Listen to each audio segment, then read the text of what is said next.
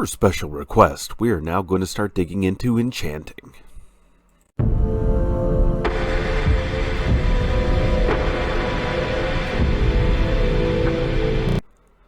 Hello everyone, and welcome back down here to the Gamer's Den. With me, your host, Jordan, your Master of Lore and Storyteller Extraordinaire, here to talk to you about Enchanting in 5th edition Shadowrun, part of our using magic portion of the series, going over these different rules and effects. The enchanting comes a little bit early, but at special request from a viewer, one Roy Clymer. And Roy, if you're watching, first, I hope I pronounced the last name properly. It seems like it's simple and direct and obvious, but, well, we know how making assumptions can go from time to time. So please let me know if I need to correct my pronunciation down below. And before we get into any specific details, if you're new here to the channel, then go on down to hit the subscribe button and become a regular member here at the Gamer's Den. Or if you've already listed yourself on such a legendary roster of personages such as that, then go on down to hit the like button and share the video far and wide to help us grow ever further. But now let's go ahead and talk about how all of this works, because there's a lot of debate as to whether or not enchanting and alchemy are actually useful. So, when it comes to enchanting, this is the process of drawing out and using the inherent power of natural elements, and imbuing items to aid a magician's abilities. You can enchant items, create magical foci, and break down magical items into their individual component reagents.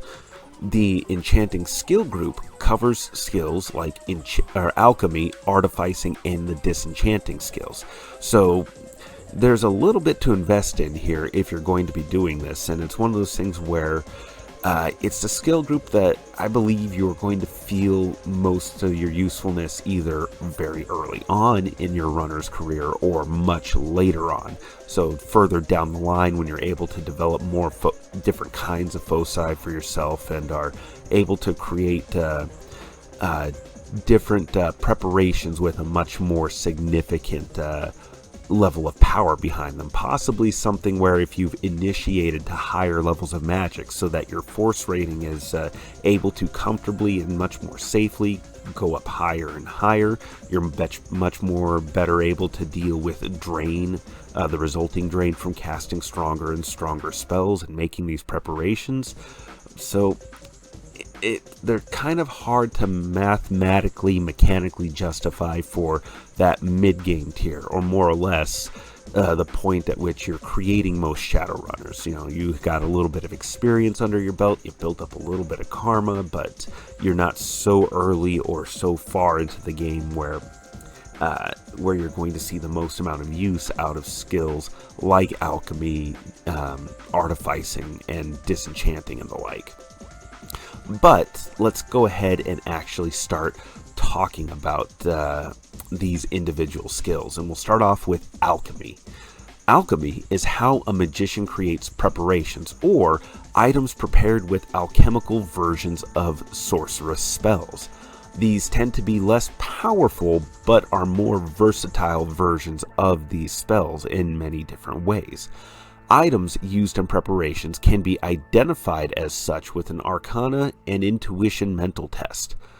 These items will have an aura with the astral signature of their creator, and while active, a preparation with a sustained spell will become dual-natured, ending when the spell ends. And dual-natured essentially means it counts as a magical item with mana flowing through it, and thus it's able to affect more incorporeal elemental beings, so different kinds of spirits and the like, fire spirits, air, toxic spirits, all these different kinds of beings that Shadowrunners are likely to encounter. So this can be a great way of essentially having a magic item that will deal damage to or affect these different spirits.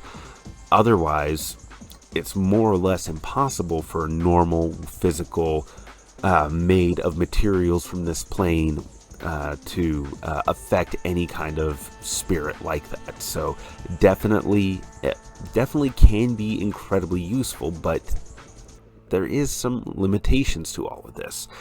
When you're making a preparation, You choose a spell and the spell force. Alchemical versions of spells are separate from their sorceress versions with the same effects and cost the same karma to learn. You must declare the force of the spell with the same rules as their sorcerer's counterparts, and the maximum force you're able to apply is your magic rating times 2, and all the same usual drain rules apply. And so this is where things can also get much more expensive in terms of karma costs, because to make any preparations, you need the alchemical versions of sorceress spells. And as I mentioned, they cost the same amount of karma to learn. So you can see how very quickly this can add up to a significant amount of karma that you have to invest in order to make this useful. As if you're going to be a regular mage on top of it, you're essentially spending double the karma to try to develop not only your list of sorceress abilities you're able to make use of on a run, but you're also having to develop your alchemical versions of such things as well. And since that all costs the same, again, it adds up pretty fast, and so it takes a significant amount of time to develop and get good at this. But, of course, there's more to creating a preparation. After you do that, you have to choose the trigger or how you activate the preparation, and you get a couple of options with this. First off is command. In order to have a command trigger for a preparation, you must be on the physical plane or manifest while astral projecting, have line of sight to the preparation, and take a simple action to activate. Adding in this particular trigger will give you a +2 to the drain in creating. This is the only trigger that healing spell preparations can have, by the way. So this is something that will be mandated for some of the preparations you are trying to make. So definitely something worth keeping in mind. But this gives you a significant amount of control over activating this. So definitely a significant amount of drain added into the process, but probably worthwhile long term, being able to maintain that level of control. So the next options are contact. And contact, essentially, the next living being to touch the preparation activates it. This will add +1 to drain. This is more difficult to control, but with a certain degree of planning, this can still be made fairly useful. The third option that you'll have available to you is time. The preparation goes on a countdown after its creation, and it's based on the amount of time you select activating when time is up. So the preparation will activate once that deadline hits. Now, the time limit is limited by the potency of the preparation. If the time you select is greater than the potency, that time is reduced in hours, causing it to activate prematurely, and this will also add +2 to drain. This is a bit more difficult to control because the potency of the item is dependent on how well you roll, and then there's also the amount of force that you put into it as well. These things become a factor in all of this, and so it can be kind of difficult to pin down exactly when you're actually going to have your preparation activate. But this is a way of making sure that it's going to go off, whereas the contact and command, you have to actually be able to you have to be able to be present in order to activate the preparation. You have to be mentally sound to give the activation. And then contact just kind of depends on making sure the right living being is touching and coming into contact with the preparation in order for it to activate. So those things can go a little bit screwy. Whereas with the timer being placed on it as its mode of triggering the preparation, then it's for sure going to go off. You don't have to be conscious for it. You don't have to make a command to activate it. It's just going to go off. So again, there's a definite pros and cons to the method that you choose. And then after that, you actually have to create the preparation and resist the drain effect. You spend a number of minutes equal to the selected force to create the preparation in the manner dictated by your tradition. So that's just a little bit of fluff, lore, roleplay. It's not necessarily something that you have to specifically have lined out, but just as long as there's that consistent thematic approach to it all, like hermetic mages being much more studious, academic, and have a scientific process and formula that they follow, whereas shamans are more making that putting in that impassioned kind of feeling into things, given that they're much more able to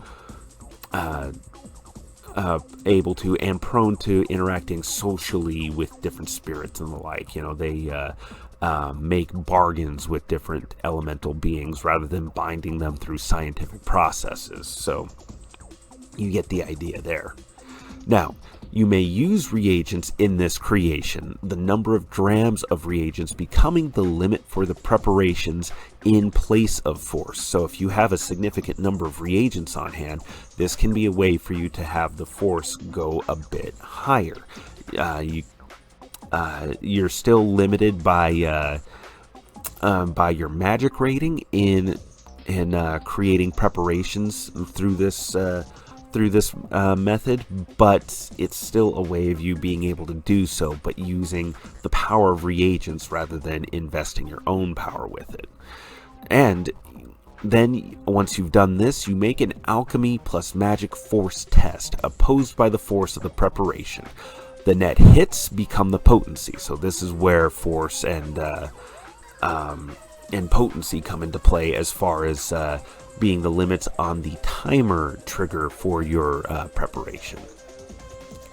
And then after that, well, assuming you've been successful and you've gotten all your net hits required, you will now have an alchemical preparation on hand and ready to go, imbued with the spell that you opted to place there. This can be stun bolt, fireball, any number of the different healing spells or effects that you might want to have prepared.